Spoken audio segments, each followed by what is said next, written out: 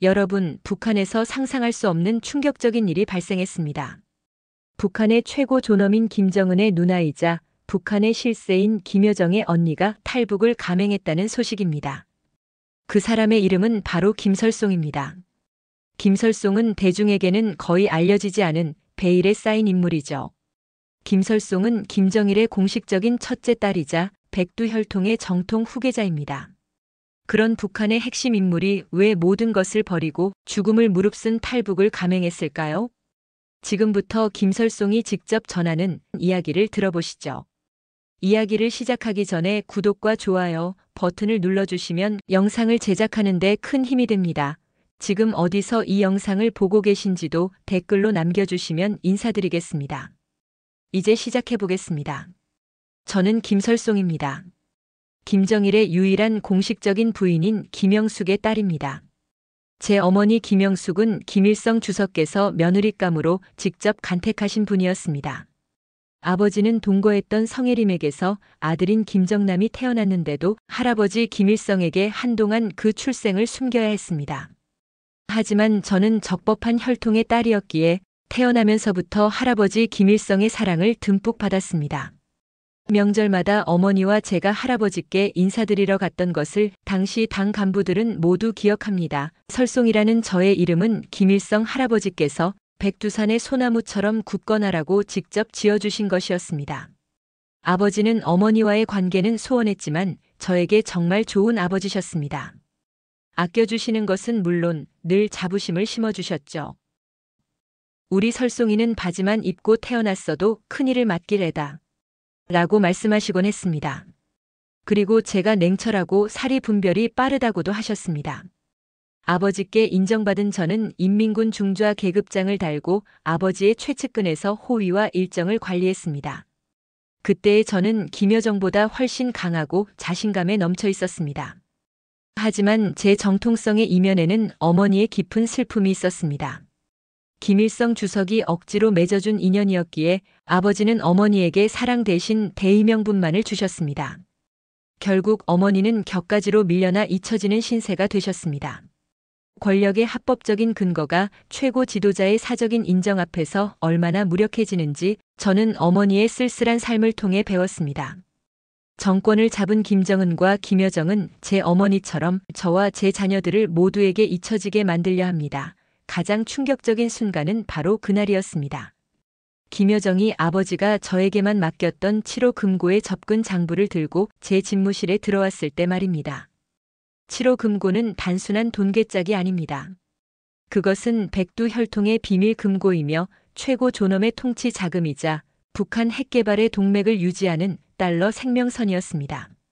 이 자금은 스위스, 마카오 등 해외 비밀 계좌에 분산되어 있으며 그 규모는 국가 예산을 압도하는 수준입니다.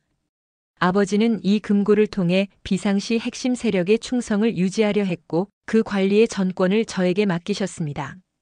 이것은 단순한 재산이 아니라 아버지의 최후의 유훈이자 저의 정통성의 마지막 증표였습니다. 이 장부를 당장 넘기세요. 이 명령은 김정은 동지의 결정 사항입니다. 김여정의 목소리는 차갑고 냉혹했습니다. 저는 그 앞에서 말없이 서 있었습니다. 30대 후반의 김여정은 저보다 10살 이상 어린 이복 동생이었습니다. 저는 평생 아버지의 공식적인 딸로서 최고 존엄의 비서실장을 해왔는데 이제 어린 동생에게 모욕적인 명령을 받고 있는 것입니다. 제 자존심은 갈기갈기 찢어졌죠. 그 순간 제 눈앞에는 평생 아버지의 사랑을 갈구하며 뒷방으로 밀려나야 했던 어머니 김영숙의 쓸쓸한 눈빛이 선명하게 떠올랐습니다. 저희가 가진 정통성이 김정은 체제 앞에서 얼마나 허망한지 깨달았죠. 김여정은 저의 모든 권한을 조직적으로 해체했습니다. 서기실 내부의 제 측근들은 혁명화 조치로 하나둘 숙청당했습니다. 저는 권력의 중심에서 밀려나 백두혈통이라는 명분만 남은 인질이 되고 말았습니다.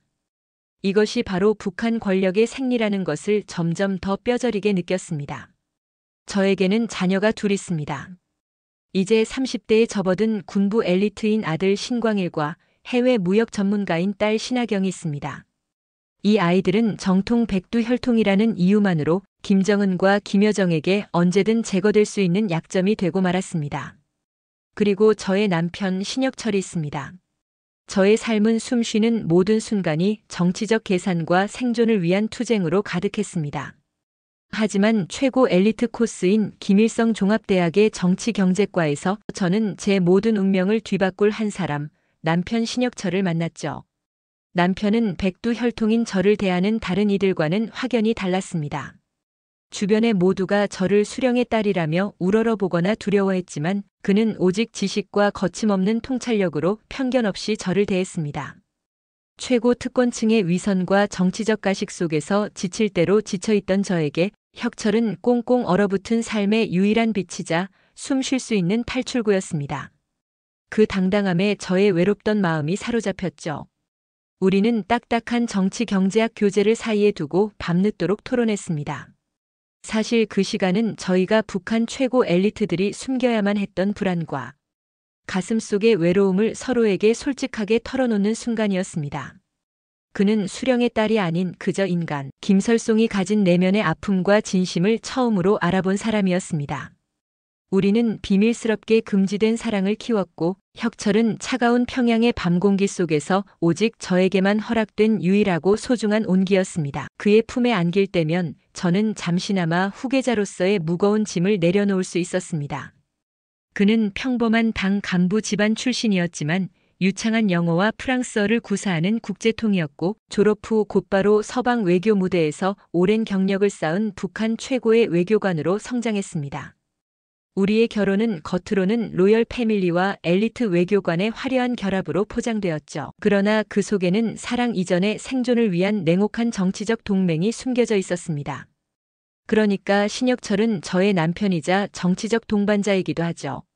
저는 그와의 결혼으로 나 자신의 입지를 굳히려 했고 혁철은 저와의 결혼으로 백두혈통의 사위라는 최고 엘리트의 지위를 얻었습니다. 저는 남편의 완벽한 외교관 모습 뒤편에서 언제 숙청될지 모르는 체제의 압박과 저를 향한 진실하고 뜨거운 애정이 복잡하게 얽힌 눈빛을 항상 읽을 수 있었습니다. 그러나 저는 그 동맹 속에서도 저희가 서로를 진심으로 지켜주려 했던 진정한 사랑이 피어났다고 믿습니다. 이렇듯 우리의 결혼 생활을 통한 위험한 동맹은 동생의 잔혹한 독재를 무너뜨리고 저희 가족 모두를 구원할 마지막 희망이자 생명줄이 되었습니다. 남편은 언제나 깔끔하고 완벽한 외교관의 모습이었지만 저는 남편의 눈에서 늘 뭔지 모를 불안감을 읽을 수 있었습니다. 남편은 김정은에게는 가장 유능한 도구이면서도 동시에 언제든 숙청될 수 있는 외부인에 불과했습니다. 김정은의 경제 정책 실패와 김여정의 독단적인 행동을 보면서 저는 확신했습니다. 이 정권에 충성하면 저희 가족 모두는 비참한 최후를 맞을 것입니다. 이복 오빠 김정남이 외국 땅에서 화학 독극물에 의해 갑자기 쓰러졌던 그 참혹한 결말을 잊을 수 없습니다. 7.5 금고는 저희 가족의 생명을 지키는 최후의 보루였습니다. 제 아이들은 이미 체제에 대한 깊은 환멸을 느끼고 있었습니다. 아이들은 저에게 어머니, 이제 선택해야 합니다. 미래가 없는 정권의 인질로 남을 것인가 아니면 아버지의 마지막 유산을 지켜 새로운 길을 열 것인가라고 압박했습니다. 저는 자녀들의 눈빛에서 아버지 김정일이 제게 가르쳤던 생존과 결단력을 보았습니다.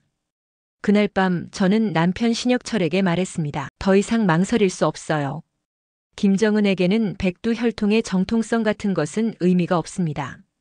저희는 이제 도망자가 아니라 아버지의 유훈을 지키려는 혁명가가 되어야 합니다.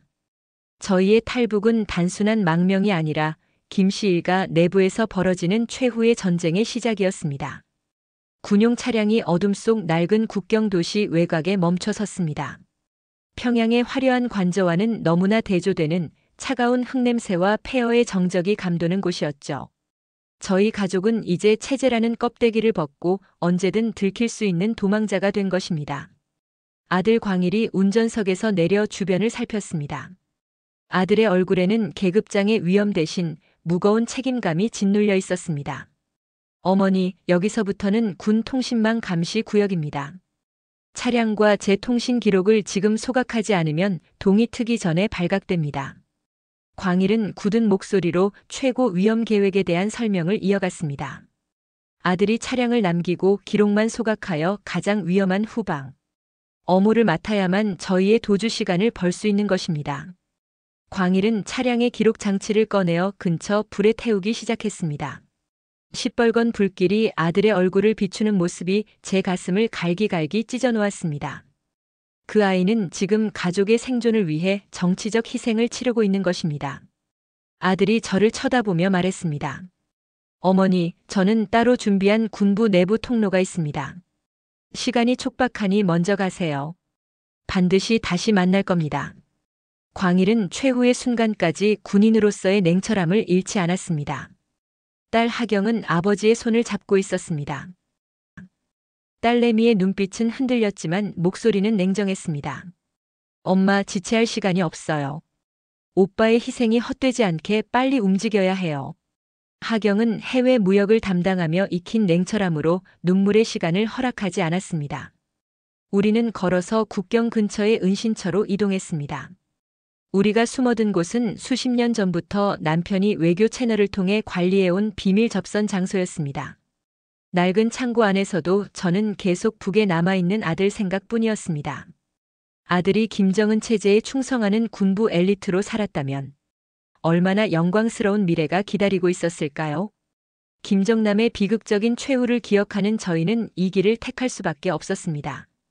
백두혈통의 적통으로서 김정은에게 굴복하지 않겠다는 저의 최후의 저항이었습니다. 남편 신혁철이 움직였습니다. 남편은 7호 금고에서 인출한 거액의 달러 다발을 들고 어둠 속으로 사라졌습니다. 남편의 임무는 국경 경비대를 매수하는 것이었습니다. 남편 신혁철은 외교관이었지만 지금은 목숨을 건 비밀 자금 전달자 역할을 수행하고 있습니다. 저는 남편이 돌아오지 못할까봐 초조하게 창고 안에서 벽을 짚고 서 있었습니다. 한참 후 남편이 돌아왔습니다. 남편의 얼굴은 흑투성이었지만 눈빛은 결연했습니다. 통로가 열렸어. 10분 안에 국경을 넘어야 해. 저희 가족은 마지막 남은 힘을 쥐어짜 어둠 속 국경을 향해 나섰습니다. 철조망 너머에는 자유가 기다리고 있겠죠. 저희의 그림자가 국경을 넘는 순간 저는 뒤돌아보지 않았습니다. 아들이 반드시 살아서 저희를 따라올 것이라는 희망과 아들을 홀로 남겨두고 왔다는 죄책감이 저의 발걸음을 무겁게 만들었습니다. 저희를 쫓는 김정은과 김여정의 추격은 곧 시작될 것입니다. 국경 철조망 아래를 기어서 빠져나온 순간 찬 시베리아 바람이 얼굴을 때렸습니다. 흙바닥에 쓰러진 채 저희는 서로의 안위를 확인했죠. 평양에서의 호화로운 생활은 이미 아득한 꿈처럼 느껴졌습니다. 남편은 익숙한 듯 저를 일으켜 세웠습니다. 남편의 얼굴에는 이제 외교관의 가면이 완전히 벗겨져 있었습니다. 잠시 후 멀리서 둔탁한 폭음과 함께 사이렌 소리가 울려 퍼졌습니다. 평양에서 저희의 탈출이 발각된 것입니다. 그 사이렌 소리는 아들 광일이 저희를 위해 시간을 벌어주었음을 의미했죠. 제 심장은 아들을 두고 온 죄책감과 당장 잡힐 수 있다는 공포로 무너졌습니다. 우리 가족을 기다리던 접선책이 재촉했습니다. 북한 측의 비상망이 가동되기 전에 국경지대를 벗어나야 합니다. 이제부터 우리는 북한의 영토를 벗어나 국제적인 추격전에 던져진 것입니다. 백두혈통의 반란은 국경을 넘어 새로운 국면에 접어들었죠. 이제부터 러시아를 가로지르는 긴 여정을 시작해야 합니다. 국경을 넘어 러시아 영토로 들어선 저희는 남편의 접선책이 마련해둔 낡은 승용차를 탔습니다. 새벽의 어둠은 거쳤지만 저희의 마음은 여전히 불안했습니다. 저희는 블라디보스톡을 향해 달리고 있었죠. 블라디보스톡에서 시베리아 횡단 열차를 타야만 저희는 광활한 러시아 대륙을 가로지를 수 있습니다. 창밖으로 보이는 낯선 러시아 국경 도시의 풍경이 눈에 들어오지 않았죠. 저는 차가운 유리창에 기대어 아들의 안위를 간절히 바랬습니다. 광일이 시간을 벌어주지 않았다면 우리는 지금 이 차에 앉아 있을 수 없었을 것이죠. 블라디보스톡의 기차역은 혼란 그 자체였습니다.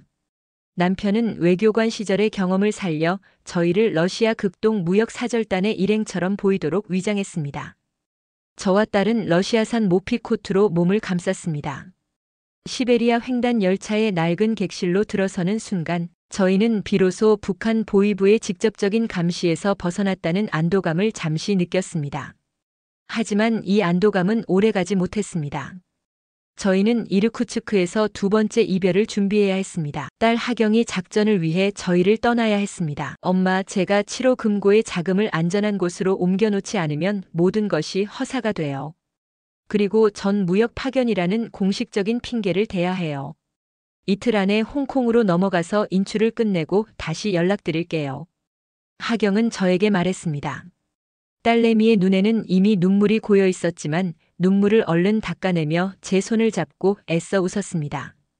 아들을 북에 두고 온 저희는 딸까지 떠나보내야 하는 잔혹한 운명 앞에 놓인 것입니다. 저는 딸아이를 끌어안고 아무 말도 할 수 없었습니다. 딸을 향한 미안함과 고마움만이 목을 메었습니다. 남편은 하경에게 마지막으로 외교 공작에 필요한 몇 가지 암호와 연락처를 전달했습니다. 기차가 멈추고 하경이 플랫폼으로 내려섰습니다. 그 아이의 가녀린 뒷모습이 수많은 러시아 인파 속으로 사라지는 것을 보면서 저는 뼈저린 고통을 느꼈습니다. 제가 백두혈통의 장녀라는 명분을 지키려다 우리 아이들을 사지로 내몰고 있다는 생각이 저를 괴롭혔습니다.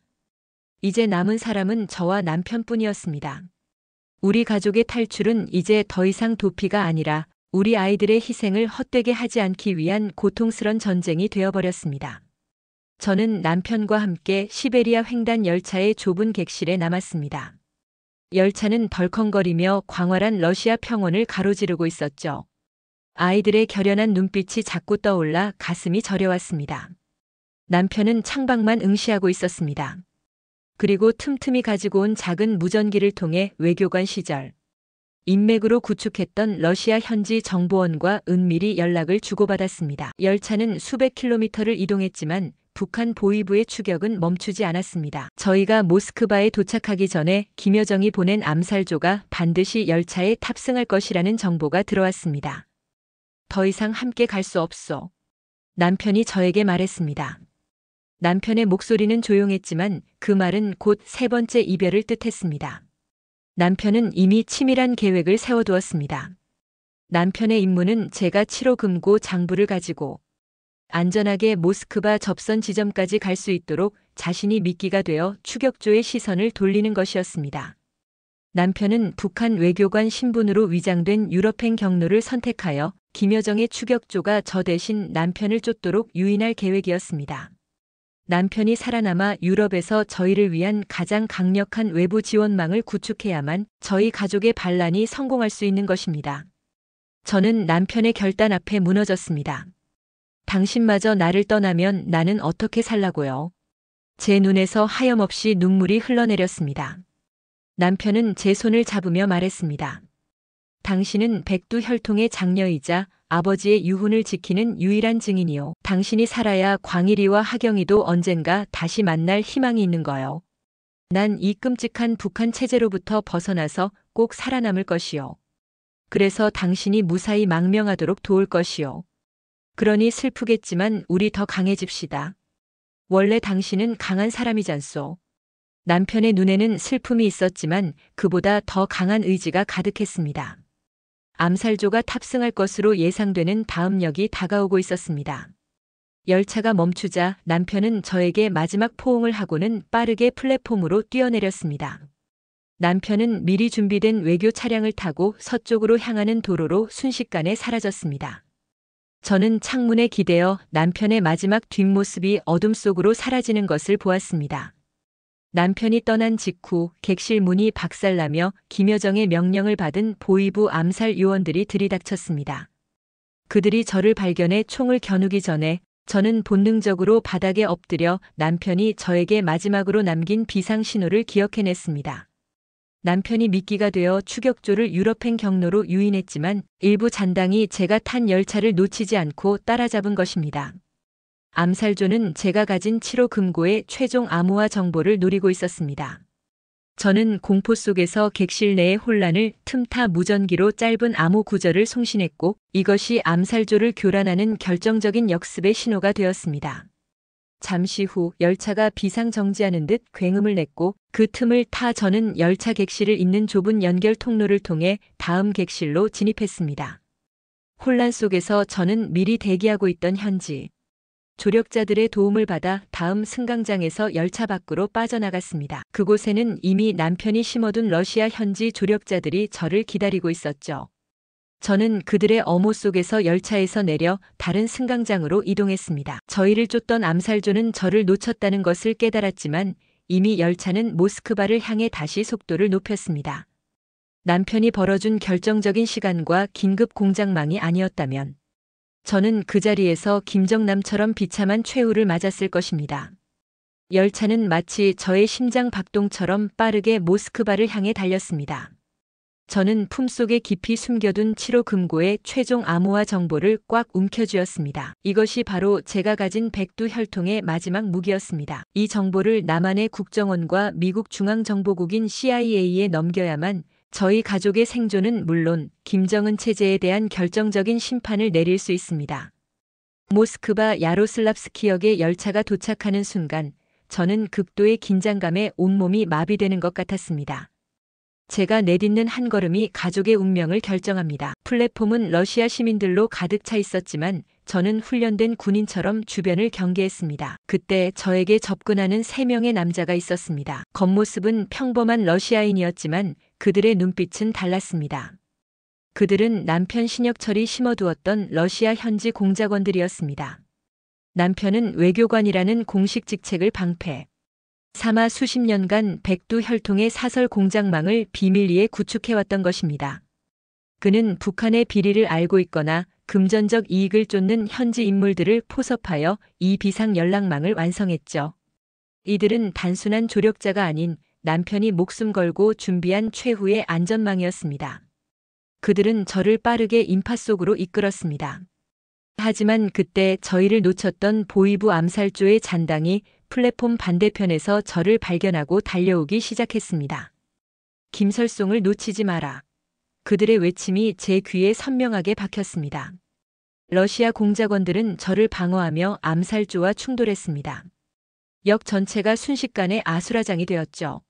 저는 공작원들의 엄호 속에서 미리 대기하고 있던 특수 차량으로 몸을 피했습니다. 차량 안에는 이미 국정원 요원과 CIA 요원들이 저를 기다리고 있었습니다. 두 나라의 정보기관이 러시아 정보기관의 묵인 하에 진행하는 국제 공조 작전이 성공하는 순간이었습니다. 김여정의 추격이 모스크바에서 멈춘 것은 러시아 정보기관이 제가 가진 7호 금고와 김정은 체제 정보의 엄청난 전략적 가치를 이미 파악했기 때문이었습니다. 러시아는 공식적인 우방국이지만 비공식적으로는 200두의 증인을 통해 자국 이익을 확보하려는 복잡한 정치적 계산을 하고 있었던 것입니다. 차량이 모스크바의 혼잡한 거리를 미끄러지듯 빠져나갔습니다. 저는 창밖을 바라보며 마침내 안도의 숨을 내쉬었습니다. 긴박했던 추격전은 끝이 났습니다. 저는 숨겨둔 7호 금고의 암호화 정보를 국정원 요원에게 넘겼습니다. 저는 이제 단순한 도망자가 아니라 김정은 체제를 심판할 백두의 증인이 되었습니다. 이제 남은 것은 전 세계를 향한 저의 목소리를 내는 것뿐이었습니다. 모스크바를 벗어난 저는 CIA의 안전가옥을 거쳐 유럽의 한 은밀한 장소에 도착했습니다. 며칠 후 전 세계 언론 앞에서 저의 망명을 공식 선언하고 백두의 심판을 시작할 날이 다가왔습니다. 기자 회견장으로 향하는 길, 저는 마지막으로 가족들의 안부를 확인했습니다. 가장 먼저 연락이 닿은 것은 남편이었습니다. 남편은 제가 벌어준 시간 덕분에 무사히 유럽에 도착하여 현지 국정원 요원들의 도움을 받아 저의 망명 후원 작전을 비밀리에 진두지휘하고 있었던 것입니다.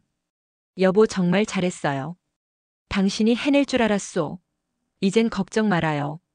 난 늘 당신 곁에 있을 것이고 광일이하고 하경이도 반드시 찾아서 데리고 올 것이요. 핸드폰으로 들려오는 남편의 목소리는 비록 지쳐 있었지만 이전보다 훨씬 더 강한 의지가 느껴졌습니다. 그리고 정말 기적 같은 놀라운 소식이 전해졌습니다. 하경이 홍콩에서의 7호 금고의 자금 인출 작전을 성공적으로 완수하고 우리에게 필요한 막대한 공작금을 확보한 것입니다. 이 공작금은 단순히 저희 가족을 위한 것이 아니었습니다. 남편이 포섭한 러시아 및 유럽의 현지 조력자들에게 지급할 성공 보수와 신분 세탁 비용, 저의 모스크바와 유럽 이동 경로에 필요한 특수 차량 및 안전가옥 비용 그리고 가장 중요하게는 아들 광일이 군부 내부 통로를 이용해 북한을 탈출하는 과정에 필요한 뇌물과 위장, 신분 서류 마련 등 이 대규모 국제 공작을 완수하기 위한 필수적인 생존 자금이었습니다. 그리고 하경은 곧바로 북한의 추격이 닿지 않는 안전한 제3국으로 이동하여 오빠와의 비밀 연락망 복원에 착수했습니다. 제가 전 세계를 향해 서는 단상, 그 아래에는 수많은 카메라와 취재진이 저를 기다리고 있었습니다. 저는 마이크를 잡고 떨리는 목소리로 연설을 시작했습니다.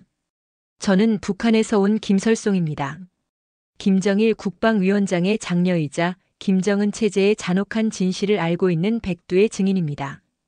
저는 김정은 체제의 비자금 운영 실태, 핵 개발에 사용되는 불법 자금의 흐름, 그리고 무고한 북한 주민들에 대한 비인간적인 인권 탄압 실상을 낱낱이 폭로했습니다. 특히 7.5 금고의 암호화 정보를 통해 국제 금융 시스템에 숨겨진 북한의 돈줄을 끊는 결정적인 단서를 제공했습니다.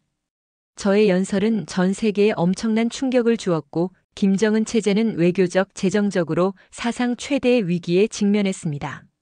모든 것이 끝났다고 생각했을 때 안전가옥으로 기다리던 손님이 도착했습니다. 먼저 도착한 것은 딸 하경이었습니다.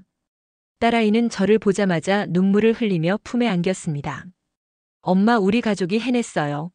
멋지게 성공했어요. 그래, 우리 딸 장하다, 정말 자랑스럽구나. 저는 딸아이를 끌어안고 펑펑 울었습니다. 이 가녀린 아이가 그런 큰일을 대범하게 해냈다는 사실이 생각할수록 기특하고 대견하기 짝이 없었습니다. 그렇게 감격적인 모녀 상봉이 이루어지고 나서 며칠 후 유럽 국경 도시의 한적한 비밀 공간에서 아들 광일과의 재회도 이루어졌습니다. 광일은 후방 어무 임무를 완수한 후 자신이 미리 마련해둔 군부 내부 통로를 이용해 극적으로 북한을 탈출하여 유럽까지 오는 험난한 여정을 홀로 이겨낸 것입니다. 아들은 군복 대신 평범한 옷을 입고 저의 앞에 섰습니다. 어머니, 제가 약속드렸지 않습니까? 반드시 살아서 돌아온다고요. 이 말에 감격하면서 저는 듬직한 아들의 품에 안겨 오랫동안 울음을 터뜨렸습니다.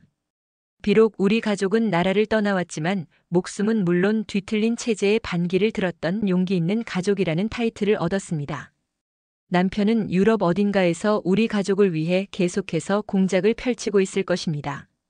이렇게 백두 혈통을 건 반란은 마침내 사랑하는 가족의 재회라는 가장 행복한 결실을 맺었습니다. 며칠 후 전 세계 주요국들은 김정은과 김여정의 직계 가족이며 백두 혈통 김설송이 폭로한 7.5 금고의 정보를 바탕으로 북한 비자금 동결 조치를 발표했습니다. 이 동결된 자금은 국제적인 협의를 거쳐 북한 인권 개선과 인도적 지원을 위한 기금으로 전환되었습니다. 김설송 가족의 반란은 단순한 개인의 망명을 넘어 김정은 체제의 돈줄을 끊고 억압받는 북한 주민들에게 희망의 씨앗을 뿌린 역사적인 사건으로 기록되었습니다. 이제 우리는 영원한 평화와 자유 속에서 가족 모두가 함께할 새로운 삶을 시작했습니다. 끝까지 들어주셔서 감사합니다. 여러분의 가정에도 건강과 행복이 깃들기를 간절히 바랍니다.